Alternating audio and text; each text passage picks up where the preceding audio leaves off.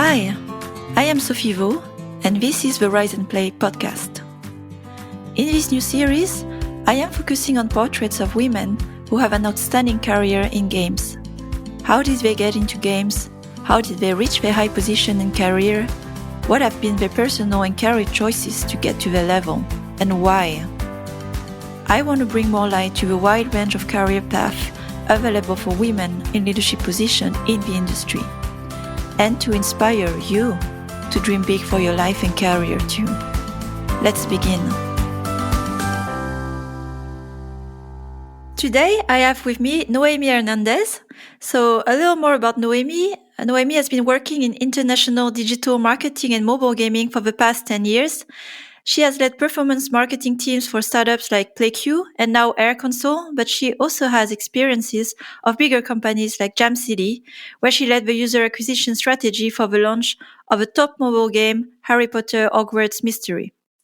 She started her career in 2007 in international customer service and digital marketing for an online gambling company, and little by little climbed the ladders to marketing manager, senior manager, director, and now CMO. So, hi Noémie, or should I say bonjour? How are you? I'm good. Thank you for the intro, Sophie. I'm a very big fan of your podcast, so I'm really looking forward to the discussion. Thank you very much for your feedback. And I think that's how it goes with the virtuous circle. Like the more I do content and the more I'm approached, by many other women executives in the gaming industry, and it keeps feeding the content of the podcast. So it's amazing that it's happening. Thanks for that. So let's begin with where you are at and what's exciting for you in your life, career, or even personal projects. Can you tell more about it? At a personal level, I find blockchain technology fascinating, and I really think that it will revolutionize number of industries. I really like the fact that it's transparent. And I think that transparency that blockchain offers is especially more nowadays, with all the burning topics of risk management, user privacy, cybersecurity. I think that this transparency can really help solve some of those issues. And I mean, logically, the other thing that gets me excited is cryptocurrencies. It goes a bit together with blockchain. I really like that it's decentralized and universal. It doesn't matter if you have Bitcoin in the US or in Brazil or in Thailand, it's still like Bitcoin. So I really like the fact that it's universal. And I really think that cryptos are the future of money. Very interesting. I like that we start with that. It's a very hot topic at the moment. And as I'm discussing with a lot of peers around the blockchain, crypto, NFTs, so confusion and misunderstanding about it. So I'd like to dig a bit deeper on your knowledge about it. Is it at the moment more personal use, education? Are you even investing yourself? Or is it also related to what you're doing professionally and maybe thinking of developing business around it in the future? It started very personally. I started training on Coinbase, Binance, etc. 6 years ago when I was living in LA. Wow, already. Yes, and I really like all the trading aspect. It's very similar to user acquisition and the trading that we do. So I really find it very interesting. I think very early the potential that it could have for gaming. I started investing in Engine, which is a coin based on gaming. I mean, I'm far from being an expert, so I can't really go too much in details in all the technologies about it. But I really see that it's opening the door to new audiences. But we need to remind ourselves that the most important thing is the actual game. That I don't think that you can make a game fun with adding NFT on it. I think you can make a fun game better or the gameplay more interesting with NFT. But the first thing is the game and the gameplay. Yeah. I've seen this conversation also with all the hype of crazy investment, I have to say, around companies that have those keywords, NFTs or crypto. It is, buzzwords that it's just enough for people to invest. But at the heart, you need to have first an audience and a community that is hanging out in a place, and quite a massive community, an active community. And ultimately, it comes down to the product and the game. And I think it shouldn't be overlooked. And I understand why it's very exciting for some organization to get into the space. It's like the first Pioneer games were opportunistic and they're good games, decent start to practice around the whole crypto. But if there's really intention of making a very good game with a gaming expert. And I think that's the whole challenge of it. And I understand as well that it's a whole ecosystem and a whole economy, like almost like a mini society country you have to manage, but it goes another level than just managing a game. And I think that's what makes it quite big as a challenge going forward. Let's move forward then away a bit from the crypto and more what you're doing as well today. So you are CMO at Air Console. Can you tell us more about what Air Console is and your mission and, set of responsibility as the CMO of that company? So Air Console mission is to make gaming accessible to all. You just need a smartphone and a second screen to play more than 180 games. So you don't need a console and you don't need controllers. We have a lot of different games. We have casual games, racing games. So there are games for everyone. And my mission as a CMO is to manage the marketing budget and achieve maximum impact internationally. To do so, me and my team of 3 people, we do a lot of performance marketing, app store optimization, but also competitive analysis, creative testing, product management, and brainstorms to come up with new ideas. Is it a platform to host other games, or you are also creating your own games? So we act as a publisher. We created 5 games, but most of the games that we publish are not ours, and it's all local multiplayer. Okay. It's very competitive also in the publishing and distribution space as much as when it comes to make games. So how do you position yourself in the whole ecosystem of games, and what kind of games are really a good fit for your platform? So we are local multiplayer. So any game that can be played multiplayer. And then as our audience is like very, very broad and we tend to have a lot of families playing, we like casual games like RPG or things like that might not be a good fit for our audience. So casual local multiplayer. Some of our games are board games and they do work pretty well. So I'm not very familiar with your space. Are there other similar platforms that are trying to do the same as you at the moment? And if so, who are they? So we're quite often compared to cloud gaming platforms like Blacknut, for instance, but we're not exactly like that. First, we are one of the only ones that offers the possibility to use the smartphone as a controller. So this is really our added advantage. And we are really pushing more and more towards gaming on TV, whereas a lot of those platforms are more gaming on PC. Yeah, we don't have that many competitors in that space. And where is your main audience demographically? Like, what is the profile of the audience of that platform? So we have a very international audience. A third of our audience is from South America, where gaming consoles are not affordable. With all the taxes that they have, it's super expensive to have a console there. That's why a product like ours works very well over there. And we also have a good audience in Asia and Southeast Asia for, I think, similar reasons. It's really interesting. So it's like if you have a mobile, you can actually play some sort of console experiences together without having a console. Exactly. So you work more focused on launching games, scaling games, marketing. And what made you make the switch to marketing and growth of a platform instead of focus on one game? And particularly why choosing Air Console when you did the move? I really like Air Console mission. That's really what brought me there. So the mission of making gaming accessible to all. I really like that. In terms of marketing, it's very different because I was more focused on one title at a time, whereas now I market the experience, which is very different. So let's get into that here. For example, when you are focusing on growing one game in the current space, what are the challenges you're having when it's about marketing and experience, like you say, and what type of strategies that are different you have to apply? In terms of pure product, I think that when you have only one product, so only one game, you only have that product to really market. For instance, in terms of pure ads, we know that it's good to show actual gameplay. So if there is only one kind of gameplay, there is not that much room for innovation because the gameplay is always the same. If I take the example of a match 3 game, so the gameplay will always be match 3. And so you have to be very creative to find like innovation around that gameplay. Whereas for the experience, there are like so many kind of different experiences, especially for multiplayer, so many different setups, so many different possibilities that innovation and creativity is just easier. But on the other end, it's more difficult to find something that works because you have to test like so many things to find the things that really work. As you're trying to sell here an experience, like playing on the couch with friends or family, more some media marketing, brand marketing compared to pure performance marketing when you try to grow a game. And then it's much harder to track the conversion.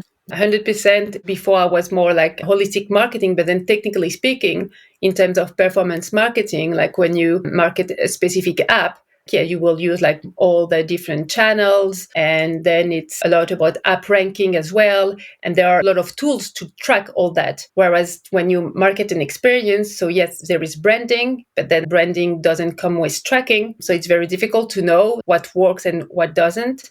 We also do a lot of B2B marketing. We work a lot with Android TV boxes, for instance, or OEM, for instance. That's something that I didn't do that much when I was marketing a specific app. There is more around like product marketing and branding when you do marketing for an experience. And at the moment, what is your focus in terms of marketing or growth of a company and your ambition level for your company? So we are a strong believer on like games on TV. We want to be a TV first company. So that's the focus of this year. We do a lot of marketing around that. So we partner with a lot of TV operators, etc. And we partner also with platforms that are available on Android TV to have more visibility there. So you have worked also at PlayQ and Gem City. Well, I know at PlayQ, a big game, I think Charm King. Were you working on that game specifically? So yes, at PlayQ, I was working for Chime King. I was the director of user acquisition there. So I was managing the marketing team, but also the creative team. And yeah, we were working solely for Charm King. Okay, so yeah, that makes also a lot of sense for those companies that you were focusing on the game that needed to grow. I understand as well that it's a smaller structure. What were the advantages of being part of a smaller structure like this after Jam City, and also part of the challenges, whether it was on a specific game like Charm King or more structural challenges in terms of UA? I moved from Gem City to PlayQ because I wanted to go back to smaller structures because I really like fast-paced companies. And I think that smaller structures are better at that. So things get done faster. And that also there is more communication in between departments, which is something that I think bigger corporations have more problems with because of so many different silos and layers. So to me, that was one of the main advantages is that I got to talk a lot with the product team, but also with engineer, with the finance team as well at PlayQ. So we had a monthly meeting with whole teams to make sure that we were all working toward the same goals. And the goals were like very clear. Yeah, the downside with smaller structure, I think it's more difficult to scale fast because you are understaffed. There are not enough people to scale exponentially. And then poor decisions are being made because of maybe too little management, which comes with some advantages in some instances. Sometimes it's good to have a more like senior person or manager, basically like taking the decision or really like filtering out what makes sense and what doesn't. For your time at PlayQ, what were the things that either you have achieved or put in place that you're proud of? I left the team more confident than they were before, and that's a massive win. I managed only women. So we were 7 in the team. And when I started in the team, there were 3 introverts, so people who would never dare like speaking up during meetings. So they were like very, very shy, but extremely smart. And I think that they were not properly managed. So no one really told them that they were great at what they were doing and that they had the potential to be more.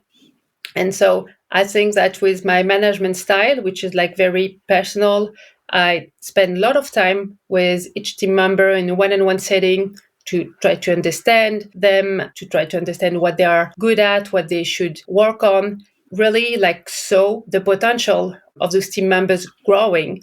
I'm really proud of that because I feel that's one of the most important job of a manager is to see the potential and to really push them up. I think here you are raising a point that is very important when it comes to leading teams and also in a leading position about elevating your team.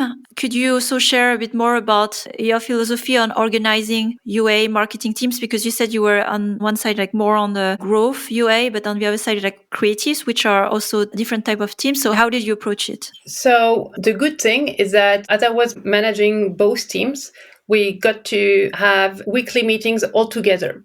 So they were communicating a lot between each other. And I really tried to make sure that everyone was heard, that everyone had their say. And I think that this really created a healthy environment to innovate, to be heard, and also to discuss new ideas. It helps to have a common boss for a department that you know will get to work a lot together. I've been also in companies where the head of product was also the head of marketing. So it was a lot for that person, but I think it's really helped having that common goal, basically one leader who would really like show you the way. I like to have once or maybe twice a week meetings with the whole team.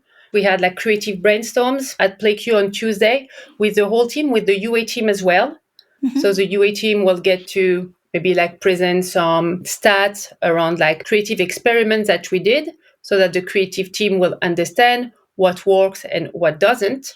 And then the creative team will start brainstorming with us about new ideas, joining the forces of the two, like of creativity and data together.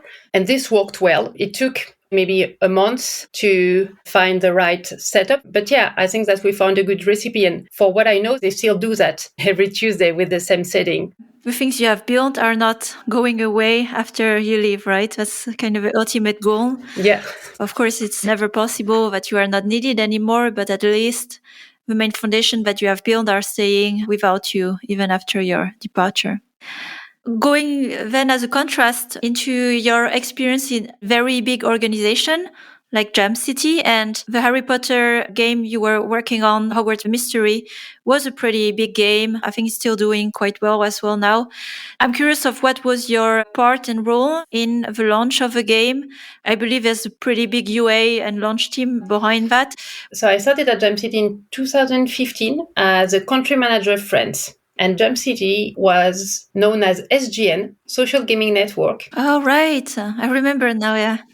And we were only around like 200 people. And back then, they were like pretty good despite their decent size, making each department communicate a lot with each other. And the head of product was the same as the head of marketing, as I was mentioning earlier. Yeah, so we were like communicating a lot and we all had a common goal with that same boss. Then Jam City started growing exponentially. They started like buying a lot of game studios. And the country manager department kind of stopped because we needed to have more people focusing solely on UA. So that's when we started working on Harry Potter Hogwarts Mystery.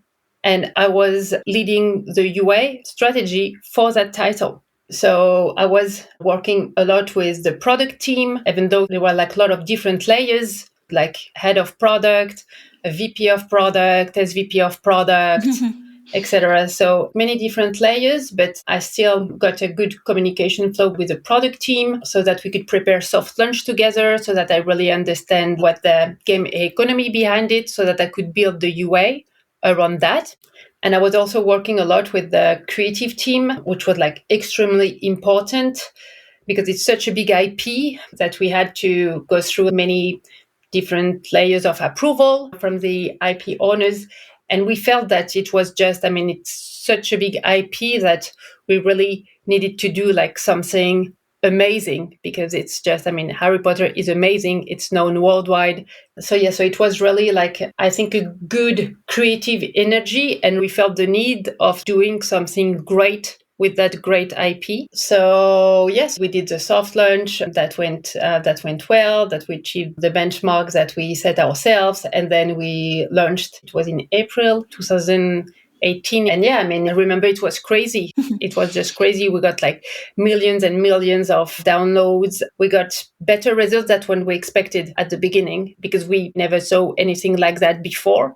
And it was also the first Harry Potter game ever launched. And it was the first time that we were working with such a big IP that I think back then, I didn't see the power of that IP before we launched. Like I knew it was a massive IP, but I think the launch really helped me realize the impact of it worldwide. And looking back, because it was 2018 and we are 4 years fast forward, and I would say it's really tough to launch games with different challenges. So what went well back then with this launch from your understanding of the current market? What would be a challenge today, although it went well back in those days to launch this game? I think that what went well was the will to innovate. We did a snapshot lens. I think it was the first interactive snapshot lens. So users could become a character of a Harry Potter and do spells on the actual filter. And everyone was like very keen to do something special and innovative. Also like creating the buzz organically, but also creating the buzz within the team because we were like very pumped to do something creative and innovative. So when I launch a game today, I like to find a way to like pump the team maybe with something a bit different so that they are all very excited about it. Then another lesson is that you shouldn't launch unless you have the creatives. Back then, we probably like didn't have enough creatives. I think that we didn't expect that it would grow so much so fast. I would make sure that we would have at least 2 or 3 times more creatives than what we had. So for our audience to understand how vital it is with the creatives that are working well have a limited lifetime. Yes, I mean 100%. You have to take that in consideration with big IPs. So like Harry Potter, you also need to take in consideration that the approval takes always way longer than you think. Maybe you will think that, so that new ad will be done in, I don't know, like 3 weeks. It might actually take 6 weeks. So you have also to take that in consideration. That's a wild world with the launches. But it's interesting for sure with an IP, and key takeaway I take here, and I think it's still very valid today. It's about innovating on your approach on how to market your product in general and leveraging the creativity in your team, constantly challenging to come up with something new to try. That's part of the main challenges we have at the moment with games. You have like very impressive career as well, working in different sizes of company, pretty high level role, managing teams, managing launches, and now new challenges with Air Console. What have been your personal tools for you in how you organize your focus, priorities, and even your leadership mindsets? I mean, I don't think that I have like a magic recipe. Experience also help as well. So what I try at a personal level is always to try new things. Every other year, I try something like totally different. It could be, I don't know, like trying fencing. It could be trying a new language, something new that really helped me step back and think differently and have a different perspective. Basically create a mindset that is very adaptable and ready for novelty and innovation, which is what I strongly believe in. I think that we need to innovate and to be open-minded. So I work on that by trying new things. I try to spend a lot of time also with each team member to really understand what they want, what they need from me, how I can help them so that I can help them becoming better at what they do and achieve what they want to do. And I think this takes time. It took me maybe quite some time to realize that the first skill a manager needs to have is to be a listener. So that's part of my toolkit. Time management, I think, is key as well. So I do block time in my calendar. I know that I can't focus for, I think, more than 1 hour at a time in like really deep work. So I will block times of 1 hour when I know that, okay, so I will do deep work and then I need a break and then maybe I can do some more deep work afterwards. But I block free times as well to make sure that I have time where I'm not disturbed. And I block time for my team members as well. So I want to make sure that I spend at least 1 hour a week now at Air Console with each of my direct reports to just like discuss everything that they want to talk to me about. Thank you. Very good tools. And I do, I have to say, use some of them. So making a space, I think we call that white space, where it's time to think, time to not do, but think, take a step back is very important type, but you have to make it with intention and plan for it, because otherwise it never happens, because people will always find a way to get some time from you. There's nothing wrong, but it requires some focus. So that's a very good reminder. And I take away as well priority on developing people, being there to steer or clarify for everyone to have clear goals, alignment, or any blockers, to make this as a priority as well as a leader. Last reflection point from me as well, given your long career, one thing reflecting on your early 20s that you would have wished to tell yourself with what you know today, what would it be? Yeah, I think I will tell myself to not be afraid to ask questions without being afraid of sounding dumb, to ask for a pay raise, to ask for a promotion. Don't be afraid to ask, because that's how you get things. If you don't ask, you don't get anything. +1 on that one. And that's one I repeat also often with some team members, that we imagine quite a lot of things that we don't grant ourselves. But it's a good reminder that, well, the worst thing that can happen, except the embarrassment that we imagine, is getting a no. But the upside is much bigger if you get a yes, right? Definitely. Yeah. It's always you look at what's the downside and can you handle it? And more the upside is when it's much bigger, then you should just do it and try. So it's a good reminder. I reached the end also of our discussion today, and I will end it with 3 rapid fire questions. So are you ready for this? I think so. So my first question, what is the thing you dream about for your future, vision or life? Wow. Getting time in Pacific Islands. I'm a big fan of Pacific Islands. I got the opportunity to travel there quite often when I was living in Australia, and I would like to go back there for a bit longer, for quite some time. Nice. I'm sure with anyway the remote work setting, probably something is possible. Yeah. And my second question, what is the thing you fear the most of these days? Global warming. I find it very sad. I think that the last report said that we only have 3 years to change things before it's really start getting worse. I know that some tools do exist, so there are some solutions, but I feel that we are not ready to let go of our comfortable lives. So I'm not sure what will happen with that. Yeah, unfortunately, that's one of the big challenges at the moment, among many other things. And my last question, what is your personal motto in life? Work hard and be kind. Work hard because no one's going to do the work for you, and it does pay off. And be kind because, it makes the world a better place. I love it. Well, thanks a lot, Noémie, today for the conversation, talking about blockchain, UA, and many other tools as well of self-management. I really appreciated your conversation. Thanks a lot. Thank you, Sophie. Take care. Thanks for listening to this new episode of Raise and Play podcast. If you enjoyed the content and want to support what we're doing, rate and review the podcast, spread the word about it. If you'd like to contribute to the change too, reach out to me on LinkedIn for a collaboration. You'll find all the rest of the content on riseandplay.io, including my free masterclass on conscious leadership, how to hire a team with a vision, or how to lead and build a team for the long-term game. Until the next time.